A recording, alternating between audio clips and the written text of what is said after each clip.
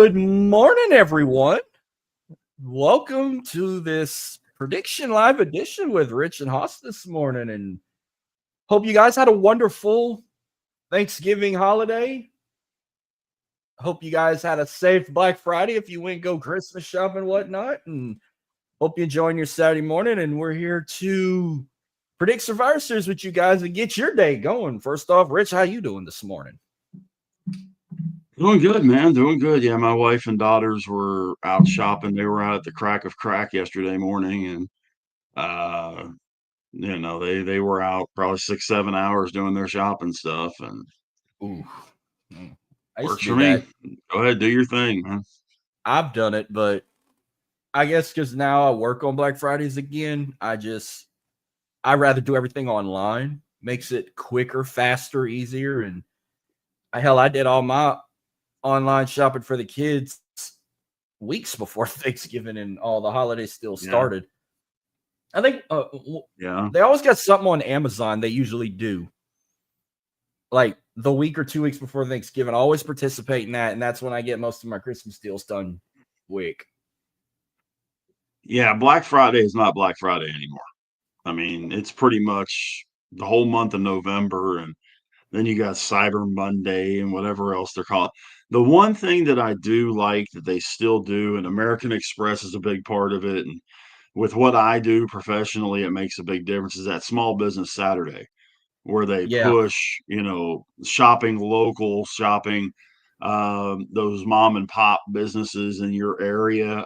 Strongly suggest you do that because those are the businesses that make the communities what they are. It's not the Walmarts and the Targets and that kind of thing. It's those, Wilson and Sons hardware and that kind of thing, that's been around for 75 years that makes everything work. See, the company I work for, they're kind of just a regional company that they got stores all over the state, and we got a couple in Mississippi and a few in Texas. So that I say the same way, and I'm kind of shocked. We don't usually work on them days, but they're like, no, we just come for Black Friday. They handle it on Saturdays. Well, if they have me there or not. So I'm like, I'm not complaining. Plus, with rivalry week of college football, that makes it even better for me. But Right. Right. I gotta say, so the last time we talked, it was open mic, everything. Did you get to talk with your wife on some of those foods I sent you? We did. She had no idea what carrot souffle was. Oh my god, no Um, one. Oh man, my family laughed at my coworkers that didn't know what that was. I'm she actually when she shocked. told me what when she told me what rice dressing really is, I knew exactly what it was. She said, "Rich, it's dirty rice." I said, "Okay, I got you now. I'm down with that. I like dirty rice. I'm all in on dirty rice." That's one of my favorite Cajun sides. So, I'm in with you there. The other one, she had no idea on either. What about the sauce piquant or a That's what I'm bisque? saying. She had no clue. The bisque Wow. she did. Well, and I mean, I'm familiar with the bisque, but yeah, she had no idea on that other one. So, I feel bad. If I could rewind time, instead of saying a carrot souffle, I would have said a peach cobbler instead. yeah. Well, It's, that's a favorite for yeah, me too. I just can't. It wasn't in my head when I said it. I was like, I should have said peach cobbler. Everyone knows what that is down south. peach cobbler is kind of one of those staples in the South. I'm a little different when it comes to cobbler, though. I'm a blueberry cobbler guy. Hey, I like Blueberry any or cobbler. blackberry? Mm-hmm. Yeah. Now my wife makes a fantastic apple one. Um, and you know how she makes it? Here's your crazy kitchen thing of the day. She makes it in the crock pot. Ooh, yes. Uh, Yes, sir. when it comes She's made an apple, apple one in the crock pot, a cherry one, and a blueberry one, actually. All three in the crock pot. ooh, I bet that's fantastic. Anything apple wise Tremendous. for me, it's like it's apple pies or apple turnovers for me.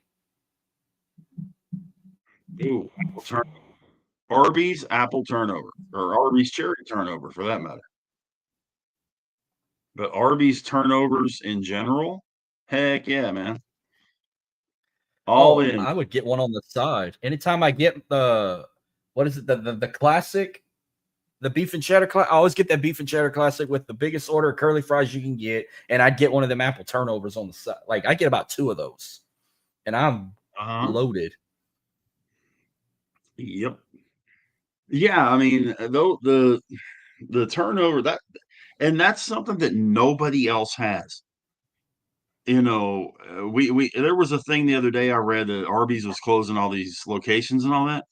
It's because they're way outside their box now. They're doing burgers and all this other stuff. Stick to roast beef, stick to your sandwiches, stick to your turnovers and your curly fries, and knock it out of the park. You don't see Chick-fil-A making burgers or, catfish sandwiches or something like that, They do chicken and they move on. I mean, stay in your lane. I mean, I'm good with Taco Bell making those nacho fries, but don't make no nuggets. Don't make no tenders. And I saw that. I'm like, please don't. Yeah, you're right. So I know there was only 4 matches to predict, but I said I got a few things I'd like to share with you to kind of make the show a little interesting and kind of drag it along. So we got the Fall Classic, they would call it, or the Thanksgiving tradition, but since 22, it's had a twist. They put WarGames involved. I got to ask this in general because with being a fan of WarGames and all that, and even Survivor Series, do you think WarGames should have its own pay-per-view like they did with WCW, or are you okay with it merging with Survivor Series into one? No, I'm not. To me, here's when I look at war games the same way I look at Hell in a Cell. There are times for it, and then there's not times for it. I'm glad they got rid of the Hell in a Cell pay-per-view because some of the Hell in a Cell matches, they were just fabricated. There was no real reason to have them. This year, there is a real reason to have war games, but there have been situations here in the last few years that there really wasn't a reason. I liked the Survivor Series matches mainly because of one thing. It could end at any time. You could have there were some of those matches that lasted 45 minutes. There were some of those matches that lasted 10. You could have 4-on-1, you could end up with 1-on-1, you can whatever. Um, with war games, you pretty much know how it's going to play until they get everybody in the cage. Because you can't pin anybody or make them submit until everybody's in, which is one of the dumbest rules I've ever. They should make it, that they should make it where, hey, say you've got 3-on-3 in there and somebody quits. Well, those other 4 people never even got into the match. Oh well, life sucks. Move That on. that kind of would suck. I would be honest with you. I mean, But it's can you something Dusty came up imagine? with. Yeah, I can imagine not getting a Could chance you to imagine the break talk? someone's neck. Yeah, Well, I can imagine. I Like mean, you want to see this guy get his hands on this one, but it never happened because they were both locked in shark cages, and someone immediately forfeited right? or got pinned. Yeah, that would lead a lot of The, concept of agony and chaos and drama. the shark cage thing is stupid. The way AEW did it for Blood and Guts, just have them come down to the ring, or have them outside, have them all standing around outside the cage like NWA used to do, like Jim Crockett Promotions did, and then whenever the time's up, they just climb in the cage. We don't Or how need a about shark cage and all that kind of garbage unless you're putting a manager inside of it. do like just do like TNA, keep them all in the back, and then you put You play their music and they come out like Royal Rumble style. You don't know who's going to come out for Yeah. each team. Well, that's basically what AEW did with their Blood and Guts. You didn't know what order they were coming. The time hit and boom, here comes the next person. You didn't know who was coming. So if there's a reason for War Games, okay. This year, and I realize that the injury has a lot to do with it, there is absolutely no reason for Logan Paul to be in this match. Yep. He's just a Except that filler. Seth Rollins is hurt. It's a filler. He's a filler for Seth, but the reason he's in because people can't stand him. People want to see him get his neck snapped in half and put him in a double cage in 2 rings with a bunch of other guys to do it. But it's a match for people you don't like to get brutally beat in, and Logan Paul's on top of the list for those guys. Well, yeah, but who on that other side does he really have legitimate heat with? He doesn't have heat with either one of the Usos. He doesn't have heat with Punk. He doesn't have heat with Cody. He doesn't. I mean, It just doesn't make any sense. I think he's only wrestled Cody. They tried to make a story to have him get in a title picture with Punk, and Punk don't want to do it unless that's what they're trying to work on in the near future. Like, oh, Punk's next opponent's going to be Logan Paul, which, to be honest with you, I'm not in for that.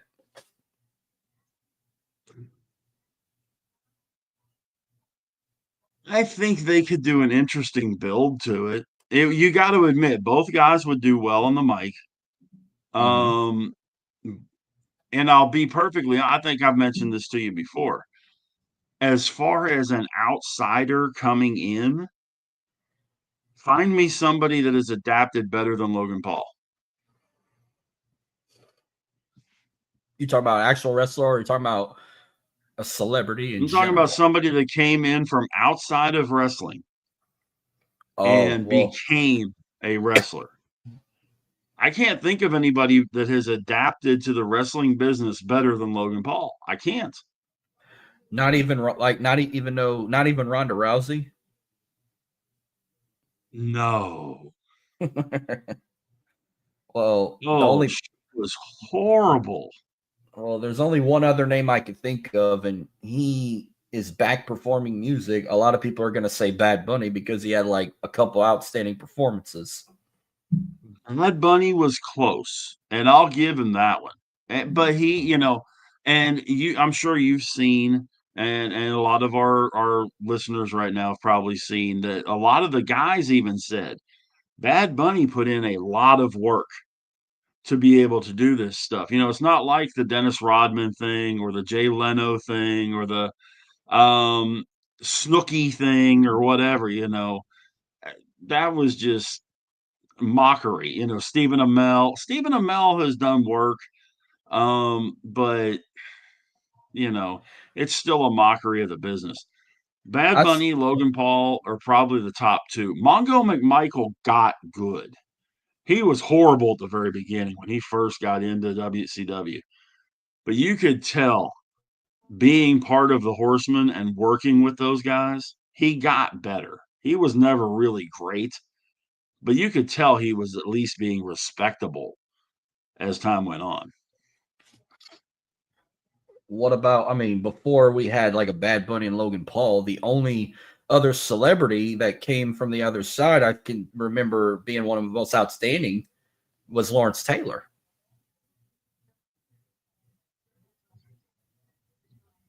Lawrence Taylor did real well with Bam Bam Bigelow. Mainly, I think, because he was carried by Bigelow in that match. And if you remember right, that there was a ton of controversy, A, about that being the main event, and B, it only took, if I remember correctly, 11 minutes. Yeah. But that WrestleMania was pretty diabolical. Shawn and Diesel would have probably Yeah. been a good main event, but it wouldn't have ended well with having Diesel retain, even if he was the big baby face. Well, see, to me, your world championship should always be the main event. Your main title should always it puts prestige in. How many times did Ric Flair carrying the belt not finish a card? How many times Quite did, as often. much as you know, and a lot of our listeners know, I couldn't stand Hulk Hogan. How many times did Hulk Hogan not finish the card when he was carrying the strap? Shit, to be honest with you, I think between 97 and 98, the world title really wasn't defended at a lot of pay-per-views, unless if it was like a Starrcade or something. Yeah. But when it was, when did it come on? Last. To me, that title always gets, the top billing. They remember Ric Flair used to talk about the name on the marquee.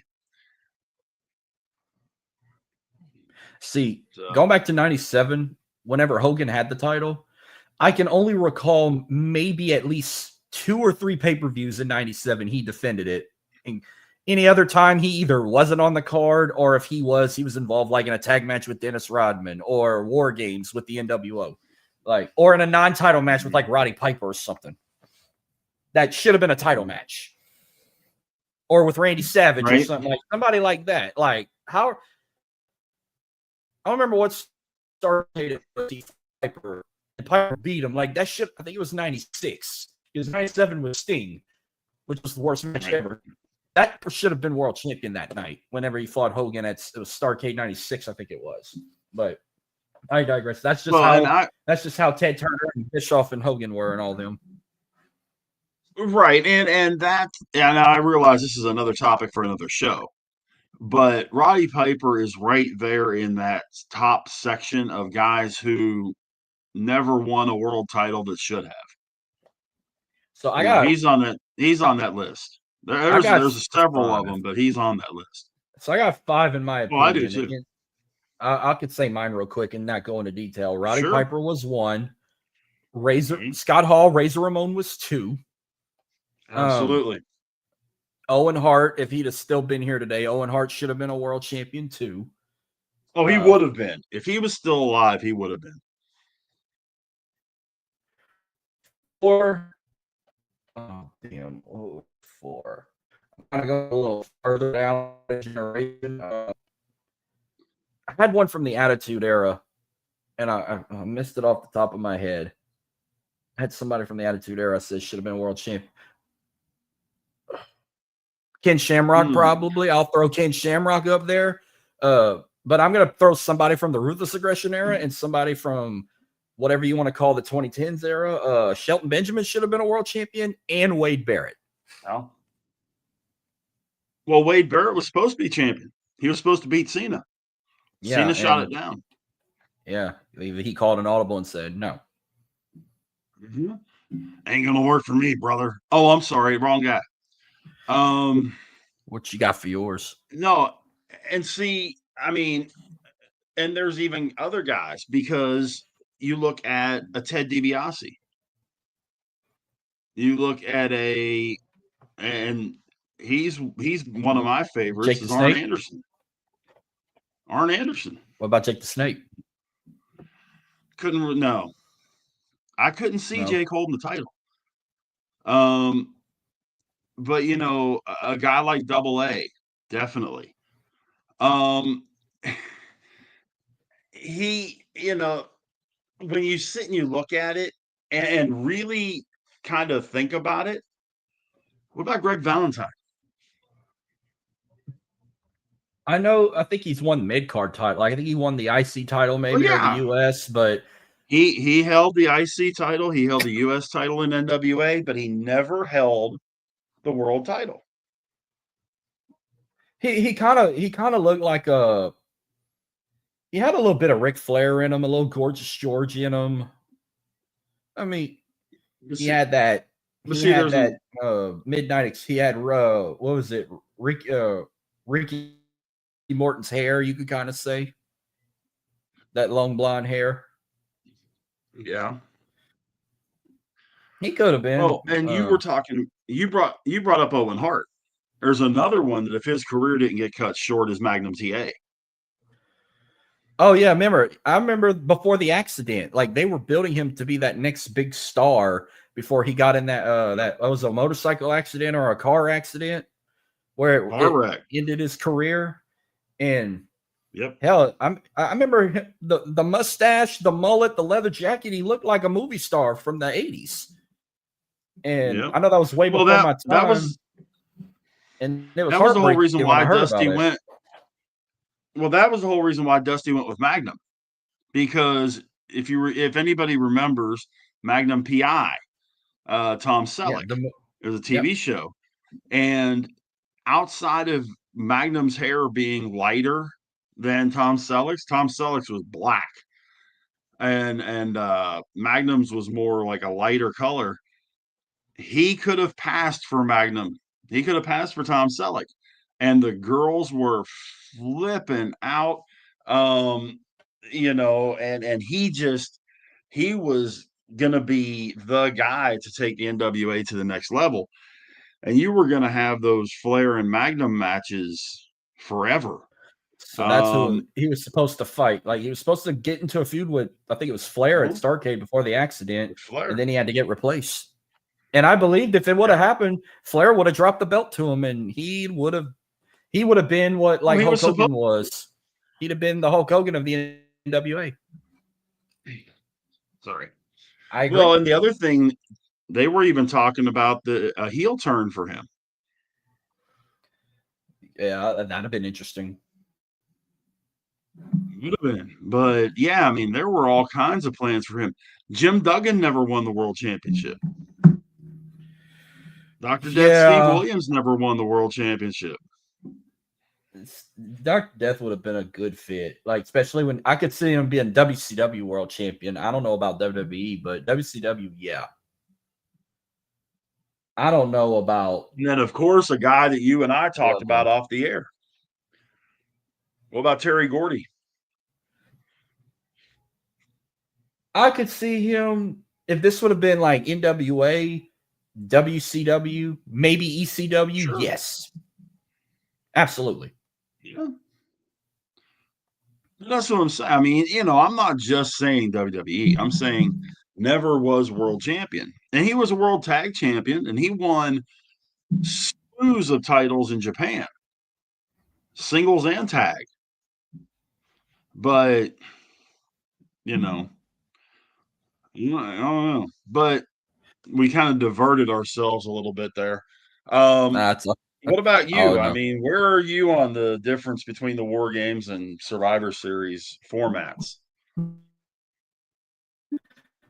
I mean, it's on pay per view. You all.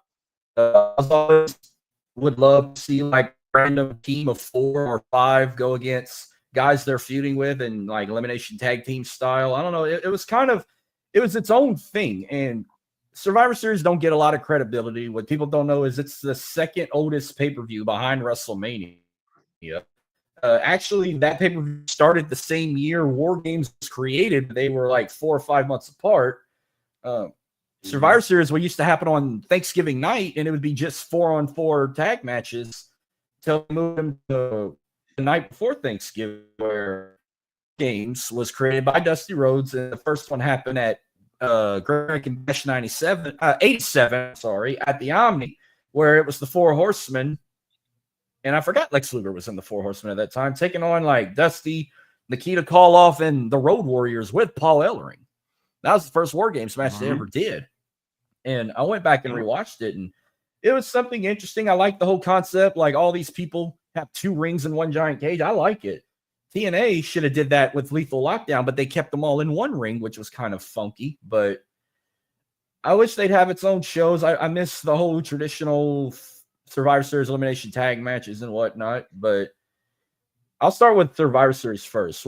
We've seen 4-on-4, 5-on-5, 10-on-10. That's too many people. 7-on-7. Are you more of a classic 4-on-4 guy, or are you like the traditional 5-on-5? when it comes to Survivor Series, I guess the 5-on-5 probably. I mean, I could go either way, but I mean, the 5-on-5 is kind of the tradition, the original way they did it. Um, the big thing for me, is just that idea of you didn't know how it was going to play out. You just didn't know who was going to get knocked out first. That kind of stuff. You had one year, and I don't remember exactly what year it was, but it was, the main event. You had Hogan and Savage on the same team, and Savage gets knocked out first, and you're going, holy It might smoke, have been 88. Savage is I think gone that was. I think already. that might have been. I think that was 88, huh? It'd have been. But I'm just like, Savage is out already. Holy crap! You expect him to be one of the last ones. There was another year that I want to say it was 91 that Undertaker got knocked out just like that. And it's like, wait a minute, what? You know, there's more of a One thing chance of surprise. which also that's another good thing about Survivor Series. We've seen great debuts, like maybe the biggest debut of all was The Undertaker. Plus, we also got the debut of The Shield, and then you got shitty debuts like the Gobbledygooker. True.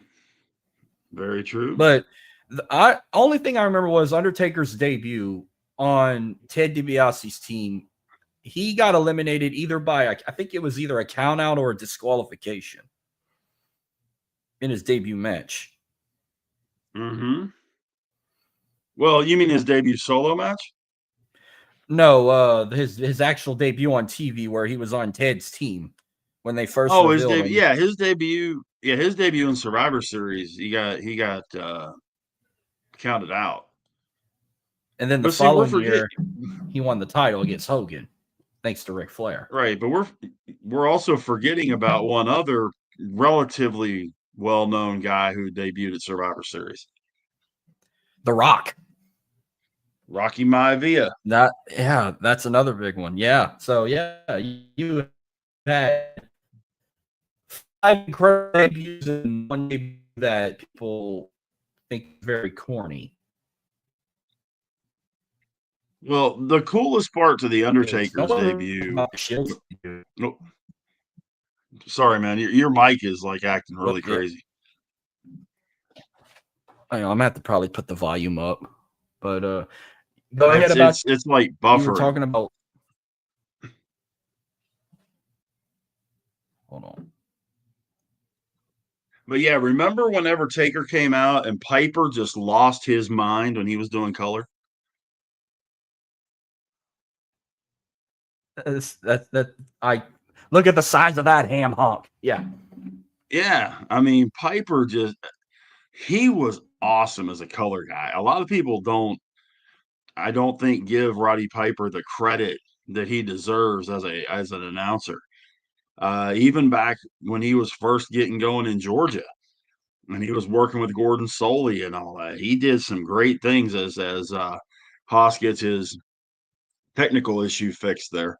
Roddy Piper was really, really good working with Gordon Soley, and then whenever he had his chances to do color in WWE, he really did stand out as a color commentator. And when he did that, hey, Sorry, it is storming outside, and my internet went out. I'm sorry. oh, that's okay. Let's go ahead and do our picks then, so we can go ahead and uh, before everything goes haywire, and let's go ahead and do our picks then, I guess. Yeah, this wasn't in. I didn't think we were gonna get bad weather today. I thought it all like surpassed, but last I remember, we were talking about you were talking about Piper in his commentary how great he was with Gorilla.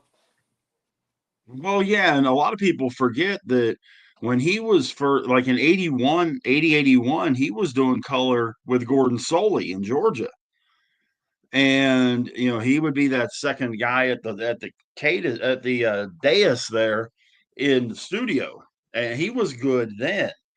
I always thought he was really good at commentary, um, but when we look at these, yeah, 5-on-5 is probably the way I would go with it. But I tell you who really I think perfected the 2 ring match was World Class.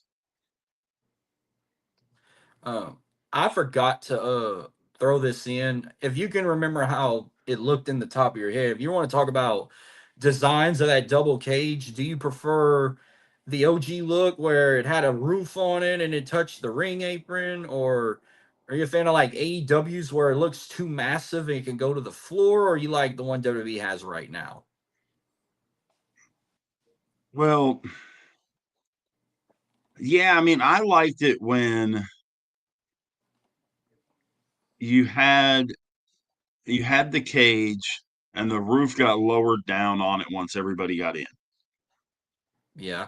I felt like the roof was too low. Like if you were like taking a back body drop, your head could hit the ceiling or your feet could hit the ceiling. Well, if you remember right, that was the problem the first year because they went to do the Doomsday device on JJ and they didn't have enough height and he broke his collarbone because they had to hit him at a weird angle. He went down at a weird angle and he landed on that collarbone and broke it. And then a few years later, they fixed it. And then a few years later, they ran into the same issue. I don't know what happened that caused it, but when Sid Vicious picked up Pillman to power bomb him, he couldn't take him all the way up because he hit the top of the cage. Yeah. It was crazy. But yeah, so but I just know that I liked it whenever they did all the stuff, and then lowered the top onto it, and then there you went.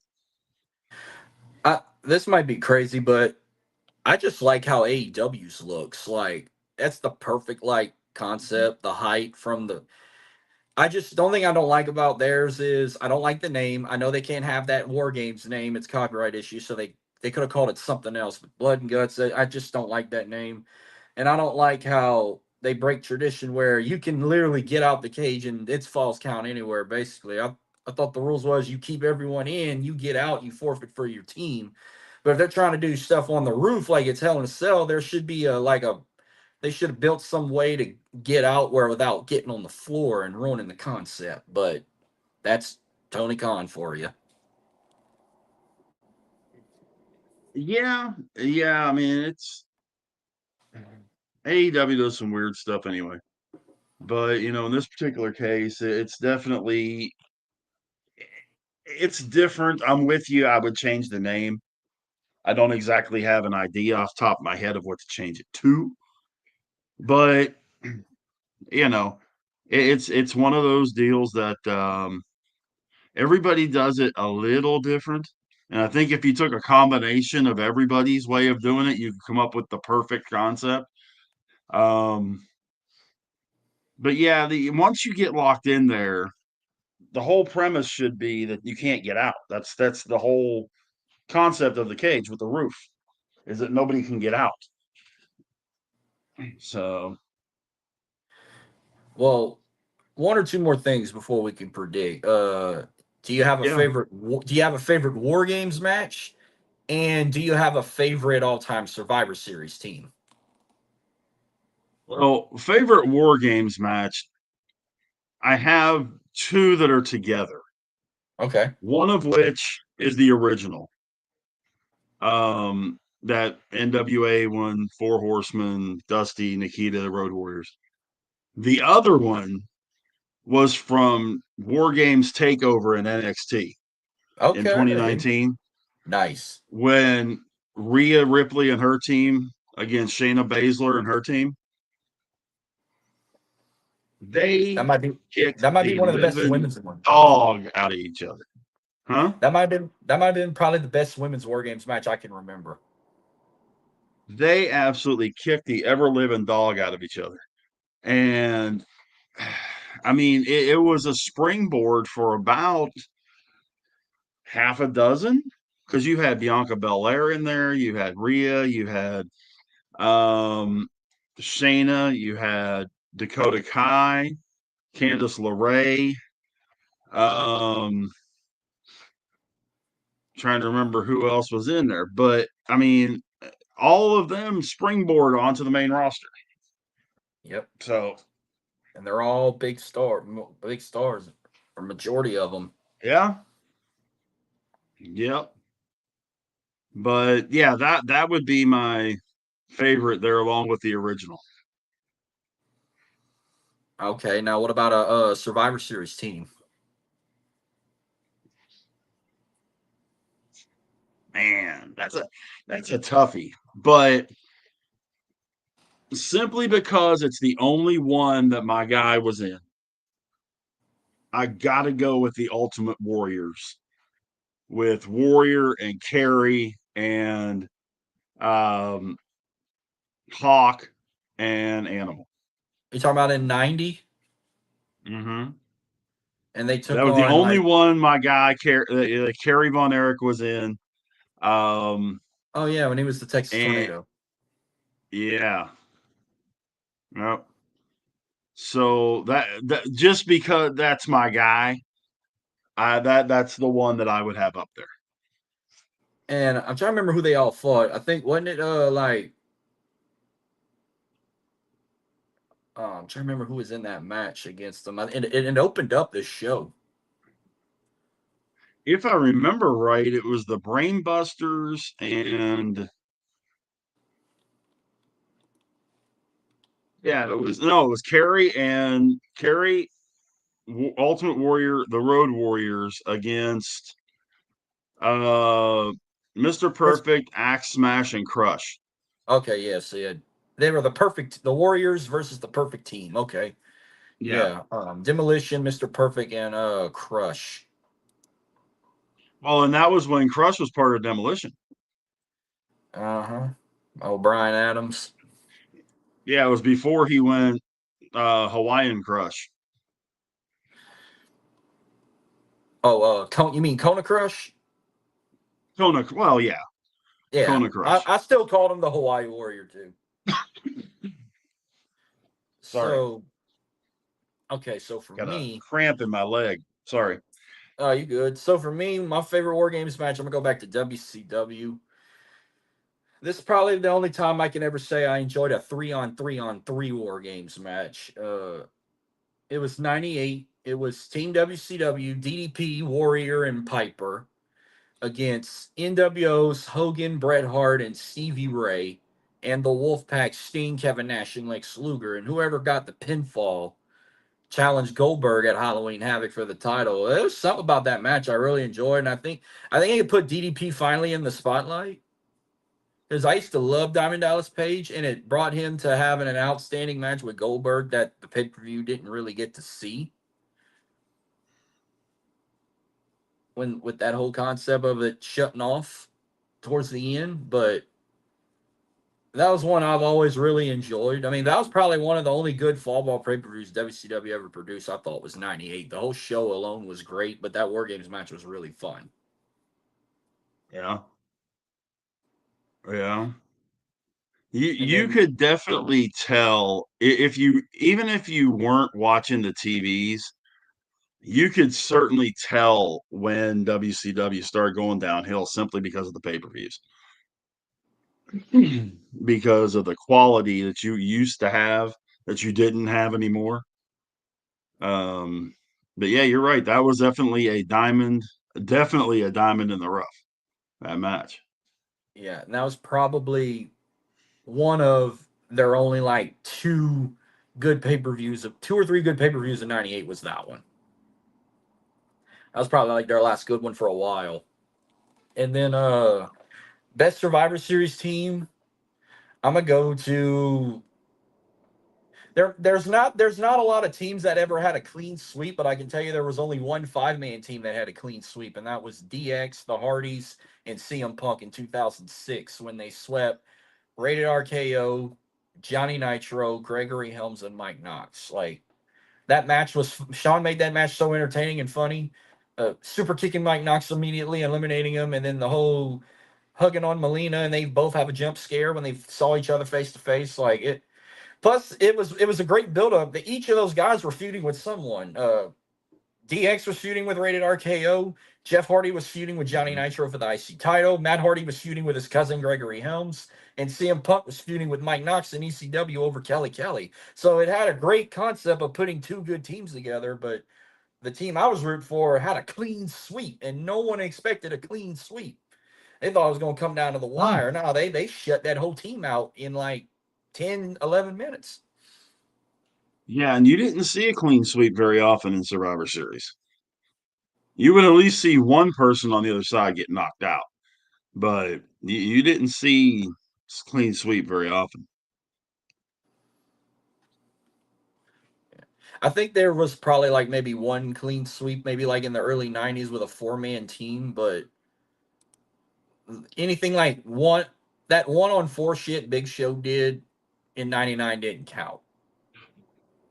Which that was the dumbest concept ever. And they're supposed to team up with Kai and Ty, and the corporate ministry took him out, and he had to fight them all by himself. And he eliminated everybody in 90 seconds. Mm, Yeah. That was a yep. well, we could go ahead and wrap this up. 4 matches tonight. I'll be tuning in, and Yeah. if I don't get cut out again, even if I got to do it on my phone to be safe, I'm potentially in the works of maybe doing a post show immediately following the PLE. If not, I'll probably wait a couple days. I'll keep everyone posted on that. But there will be probably will most likely be a Fallout show. If it ain't tonight, it'll be another day. Got you. But let's go ahead. So we'll start. There's only 4. I'm shocked they didn't add a fifth, but I'm okay with 4 because usually these War Games matches can last to about an hour. It's like basically a run. It's as long as a Royal Rumble match, basically. Right. That that's what I was thinking. They're both going to take about an hour, and then the other two matches aren't going to go quick. So, and plus they do all that stupid stuff in between and everything. Oh So, yeah, like the UFC and boxing, they always got to show blimp shots of the city or the crowd or yeah, and the show. little vignettes that they do, and you know, You and can I'm tell sure they'll that. have some sort of big vignette on Ray and Dominic and that kind of stuff. Well, yeah, they're gonna probably recap that AAA show they did in Puebla last night, which I did watch it on YouTube. Very. I wish there's a way I could translate watching it in English because I really enjoyed AAA's product WWE shown on YouTube. El Grande Americano and Vikingo put on a banger of a match late last night, and great match. Americano got the win, courtesy of Dragon, because Dragon Lee's going in a feud with Vikingo, and their next pay per view. It was gonna be headlined by Dominic and El Grande versus the Lucha Brothers, but I don't know if it's a real injury or not. But Penta got hurt in that tournament. We don't know how severe it is. They might write the match off and postpone it. And if they do that, then the show's going to be headlined with Vikingo and Dragon Lee. They're And saying Ray, that shoulder injury to Penta is similar to the injury to Rollins. oh shit, damn. Yeah. Because I freaking love Penta, and he's been killing it since he showed up on Raw. And if he's going to be out just as long as Seth, that's sad. It sucks. Well, and the Lucha Brothers, I mean, they were awesome in AEW. Oh yeah, I watched them in TNA. I watched them in Lucha Yeah, Underground. in TNA. That's where I I didn't discovered see him in Penta. Lucha Underground. That's where I discovered Penta mainly was TNA. I remember when they put the world title on him Yeah. when he was Pentagon Jr., Yep. which I hated that they changed his AEW changed his name to Penta El Cerro Miedo. That was too long. I said just call him Pentagon or Penta or Penta Jr. No, yeah, that was too long of a name. But then WWE did it right when they got him. They just call him Penta. Yeah. So, all right, so Yep. 2 title matches, 2 War Games matches. The first title match, a match we don't need. We're gonna get it out of the way. Stephanie Vauquier versus Nikki Bella for the Women's World Championship. I'll let you go first, but just me, I got nothing against Vakir. I absolutely love her. It's just Nikki. I've never was a fan of the Bella twins. They cannot wrestle. I'm sorry. All right, I'm with you. I was not a fan of the Bellas. It was one of those they looked good, but they didn't perform that great. Um, I I just have this funny feeling that this is where we see Bree come back, Oh wow. have a little twin magic going on, and Bree or Nikki ends up winning the title. I wouldn't be surprised, especially where they got connections in San Diego, and that's like her second home. But it would be kind of sad you put the belt finally on Vakir at WrestlePalooza, and you just have her lose it 2 months later to a Hall of Famer, which the Hall of Fame to me now is a joke because it's like not only do they just put anybody in, but it's like I feel like there should be a rule like the NFL. You go in the Hall of Fame, you should not be allowed to get back in the ring ever again. And they did that with quite a bit of people, like a Rey Mysterio and an Edge and Ric Flair and guys like that. But that's just me. Like if you're Yeah. Goldberg, especially most of all. But no, don't do my girl like this. I hope Valkyria retains. Like I want her to go into WrestleMania as champion. Well, I do too, and I think she'll get it back. Don't get me wrong, but I just for some reason they wouldn't be doing this if they weren't looking to do something for Brie or for Nikki.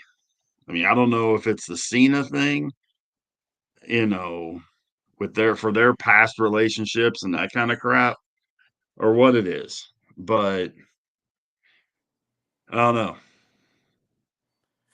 But I know that's definitely a bad. They're probably gonna. That'll probably be the second match, which means the nobody is gonna care.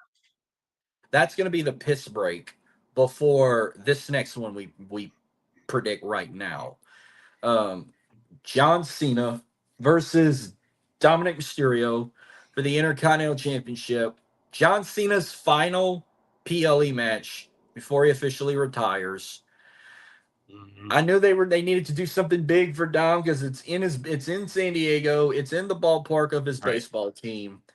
Some people were like, should have put him in the world title picture, should have put him in the main event because I didn't know they were going to do something big with him. I thought they were going to Yeah. put him against like Punk or something or Cody, or they were going to put him in a title versus career with his dad, where he would have put the AAA title on the line and Ray would have put his career on the line. But then they wrote that off, and they were going to say, "Oh, we're going to put him in John Cena's final PLE match to give him maybe a big moment in his hometown, or have him a big fight feel with with one of the all-time greats." So there's a lot of question marks on how this can go because after this, Cena's got one more and he's done. People think, Yeah. oh, they don't need to be a title for his final match, especially with the final who the final four is. They think they already got a concept of who's going to win now and retire him, and it don't need to be for a championship. But they're trying to push Dom to the moon because he's already one of the biggest stars of AAA, and now he's becoming a very fast breakout star in WWE. As much as I despise him, I will give him his credit. He is getting that big push now with where he is today, especially with the cosplaying of Eddie Guerrero with the mullet and the mustache, and having a mama seat or whatever, whether if it's like a Rhea, a Liv, or a Roxanne or something. They're pushing him as like an incarceration of Eddie Guerrero. But Right. does he get the belt back? Does he have his golden moment in his hometown, or does John Cena close out his final PLE with a W? No, I think Dom gets the belt back. Um, Cena has said that he's looking at helping to build young talent and stuff like that as he's finishing off his career. And, yeah, he lost the title to Cena. Getting it back from Cena just makes sense. Not quite sure exactly what kind of shenanigans and that are going to go on. Uh, but I think Dom gets the title back. I think I'm gonna make hell freeze over when I say I think Dom wins it back too, but I think he's got to win it fair and square. He cannot have the Judgment Day help him. I think he needs to do this on his own. If you're trying to Yeah. be if you're trying to be the next biggest star, you got to do this on your own. But I wouldn't be surprised if Rey Mysterio comes and costs him the title, and we get this feud with Rey and Dom for the AAA title. Even if they got to do it on AAA's show, I still see that feud coming. But as of right now, I'll stick and say that Dom wins it back, and he'll be a double champion once again. Yep. Then we got our first War Games match, the women's, which I think it opens the show again. Usually the women's War Games been kicking off the show, but Punk stated that I think he just stated that because his wife's in it. He's saying that the women's War Games should main event. Not this year. Maybe in the future they will, but no, not this year. But Right.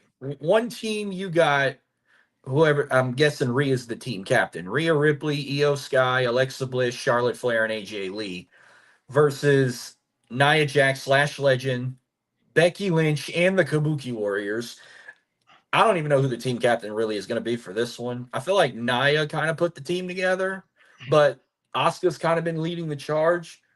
But with Becky rolling in like, oh, I'm the man, I'm just jumping in. This is my team.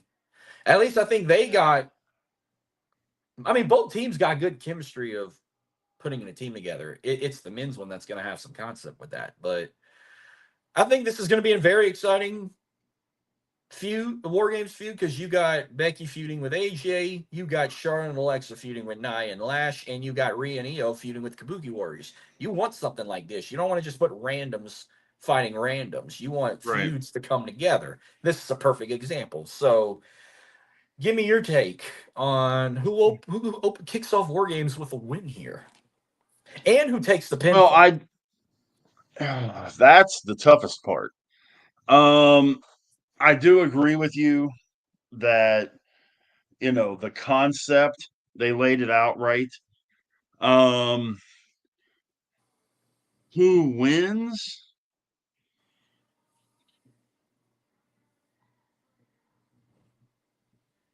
I honestly think Nia's team wins this thing, Okay. and I can feel it. I feel it in my bones. As vehement as everything has been with this whole deal and all that, Charlotte's going to turn Oh Lord. and cost the team for the 40. She's turned more times than Big Show, and she's going to end up costing the team. Probably would be, and this is another one I hate to say, but I think I'm right. I think Rhea eats the pin Ooh. to set up Rhea and Charlotte. Again, maybe not at WrestleMania. It can be like on Saturday night's main event or something. We don't need. I don't know. I don't, as far as that goes, I don't know. But we all know that match is gonna get eyeballs on the TV screen. Oh yeah, absolutely. But I wouldn't mind a Alexa Charlotte feud. Them being partners and quote unquote best friends, and then they fight. I like storylines like that too. But anything is possible. We could get, and hell, they could build it all the way to WrestleMania again with Rhea and Charlotte. They've already put a banger once at Mania, and they don't need a title for it. Right. Let them just fight. And see, that's one that I could see ending Hell in a Cell. Hell in a Cell match with them two. Right. I would love. I'm down for it. Um.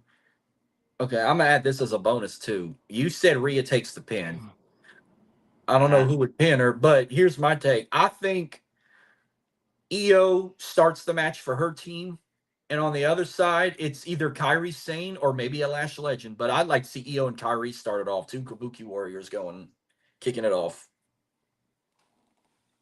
Yeah, and Charlotte's team has the advantage. Yep. So, you know.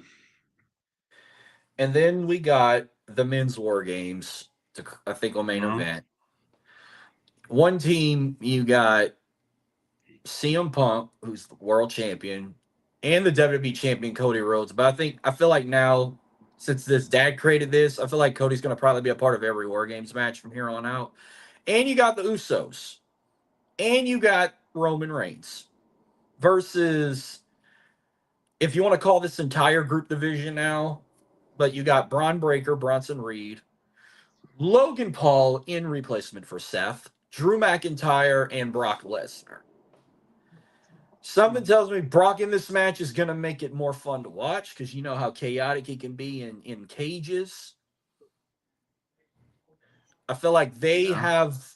I feel like now they're calling this as Brock's team, especially on ESPN. They're advertising it's Cody's team versus Brock's team, which I feel like it's more Braun Breaker's team. Braun Breaker's more the second command in chief behind Seth Rollins. Where on the other side, Cody and Punk are fighting over who's the team captain. So that kind of puts a disadvantage for that team. Plus, the Vision got the advantage. But which two start the match? Which team wins? And of course, who takes the pinfall? Who starts the match? Probably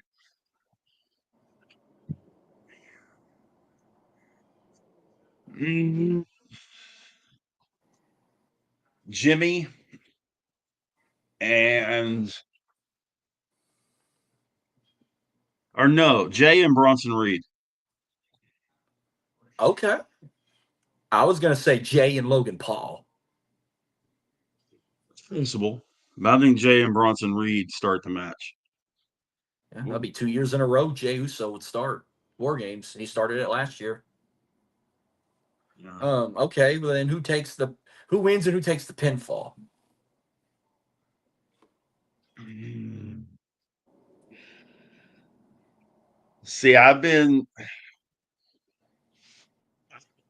See, this was how I was trying to figure out how they would do this. I think you're going to have both heel teams win. Okay. And man,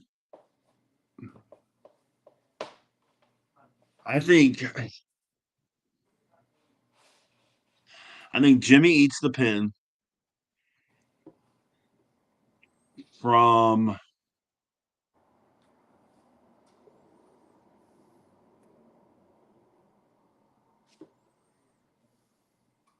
Logan Paul.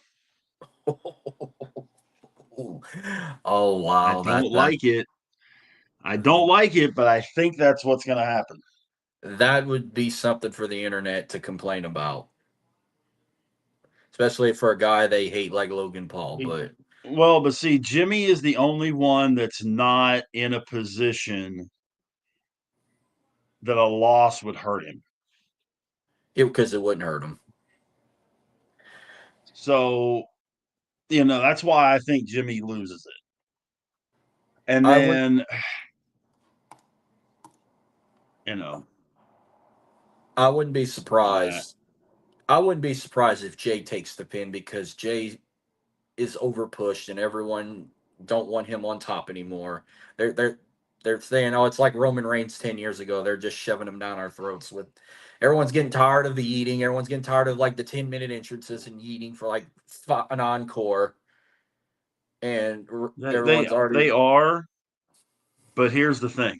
And spoiler, folks, this hasn't been official, but spoiler: Uso's fighting Cena in his last match.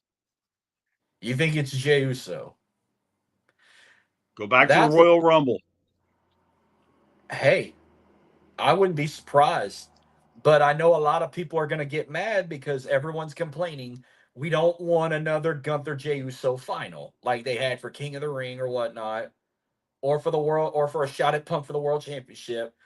We're probably going to get a Gunther Jey Uso final. But it just makes sense for Jey Uso to fight Cena. If you go back and think about the Rumble and let all the pieces lay together, it's Jey Uso.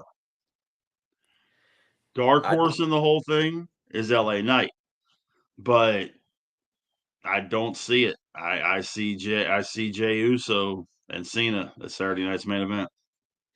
what I would So really want. you're not going to have Jay eat the pin in WarGames if he's fighting Cena in his last match. Hell, even a lot of people were saying they'd be surprised if Roman takes the pin. Roman's not taking the pin. There's no possible way Roman's taking the pin.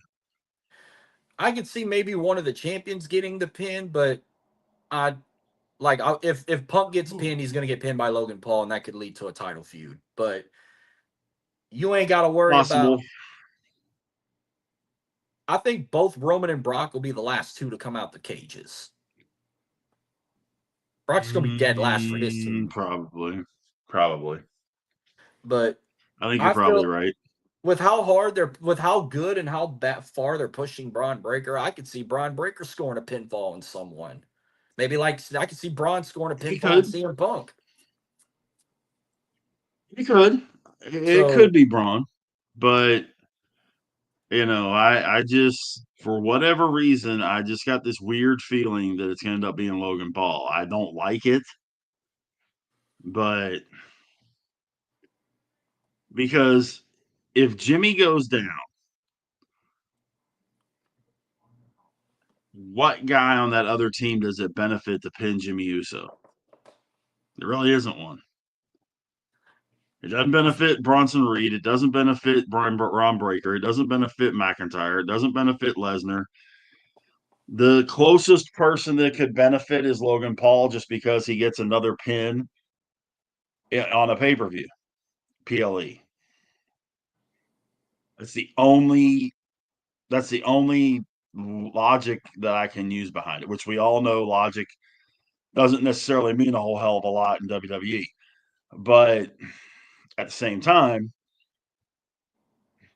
but you watch, we'll both be completely wrong. oh yeah, but I think the Vision wins, of course.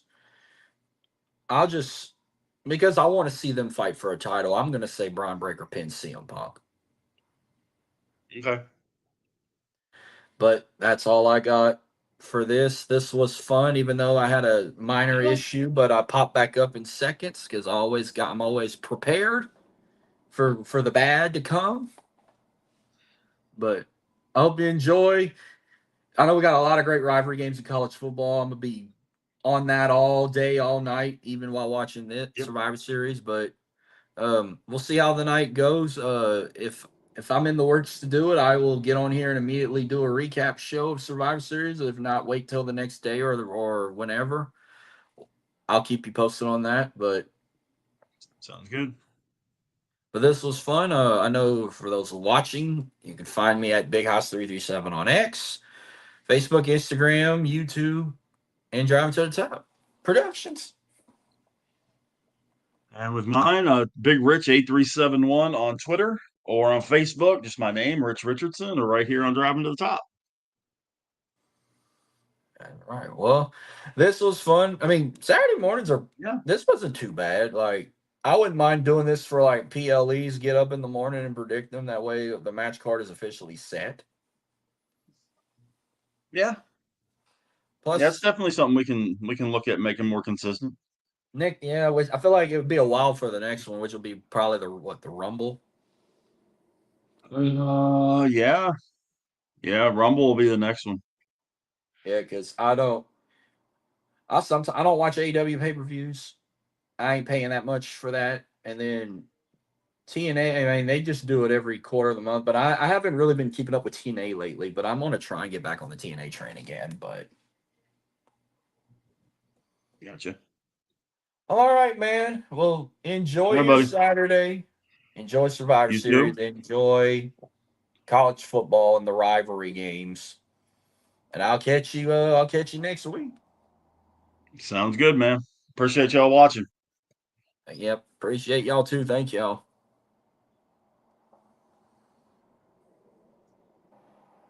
You you could probably can you end it? I can. You need me to? Yeah, go ahead.